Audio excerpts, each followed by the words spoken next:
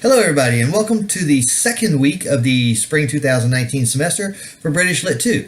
So it was a shortened week because we had the King holiday on Monday, and I hope you enjoyed your 3-day weekend, cold though it may have been. But it's time to go ahead and get into the swing of things now, because every week for the rest of the semester will be a full week. Our next break won't be until spring break, which will be about mid-March. So, we're going to start off by introducing you to the Romantic period today. And as you take the weekly quiz, and this is going to be the setup for the entire semester.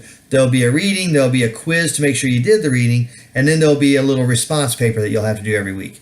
The response paper is 2 to 3 paragraphs, not much more than that. All I want to do is have you answer the question. But do read those instructions carefully, because one of the requirements is direct quotations out of whatever work it is you're writing about. Every week you won't have to write about every single thing you've read, but if there's something that speaks to you, then certainly that'll be the work that you'd want to choose to write about. Some weeks there won't be much of a choice because of the fact that you'll only read one thing, like, say, for example, the week we do Rudyard Kipling. But this week, I believe the question really is only one, which is to compare Wordsworth to Coleridge, Samuel Coleridge Taylor. Or Samuel Taylor Coleridge, excuse me. Now, last week I had you take a little bit of a history quiz to orient you to where England was at the time the Romantic period started. So, when you're reading Wordsworth and you're reading the part about what is a poet, essentially what Wordsworth is doing here is he's saying, hey, this is what I believe poetry should be.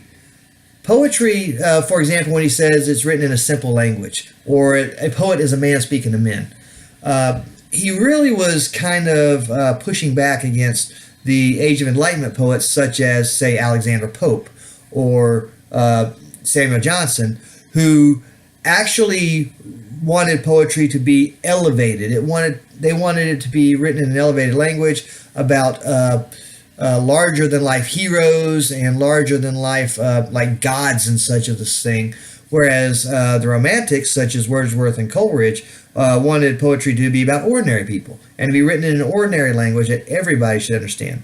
So when you read Was a Poet and the Tranquility, the emotions recollected in tranquility, what you're going to read is that's a part of the preface to Lyrical Ballads. Lyrical Ballads would be a very impactful book.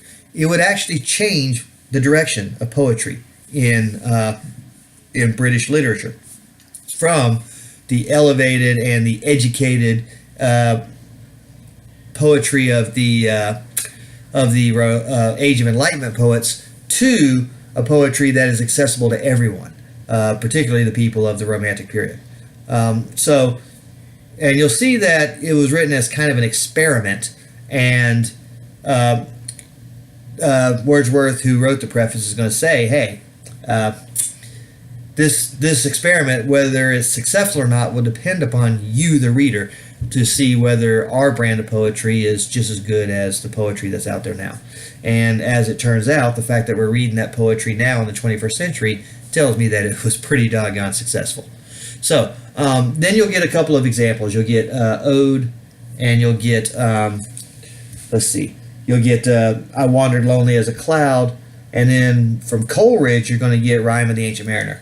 Rime of the Ancient Mariner is going to be different from Wordsworth's poetry. Wordsworth's poetry is going to be about ordinary people and ordinary thoughts, whereas Coleridge's poem is going to be about a long journey on the ocean, and it's going to be a great adventure story. So it was a little bit different than what Wordsworth was going for, but not completely different. I mean, it still wasn't as elevated as the Enlightenment poets. And I really like the Rime of the Ancient Mariner. It's a great adventure story, in my opinion, and it's full of supernatural events, which is something that Wordsworth was not all too fond of, but Coleridge clearly was. And so, as you read these, this is the beginning of the Romantic period. I had you take that test last week so you could kind of get familiar with what was going on in England, and especially to know that the Romantic period was a reaction against the Age of the Enlightenment. So Also, make sure as you do your weekly posting, read those instructions carefully, follow them carefully, answer the question that's being asked. Don't go off on some tangent because you would lose points for that. So that'll be it for every week. Is a reading, a quiz to make sure you did the reading, and then a posting to give you a chance to think deeply about what it is you've read and to articulate what it is you've learned in writing. So if you have any questions, feel free to email me, and I look forward to hearing what your responses to William Wordsworth and Samuel Taylor Coleridge are.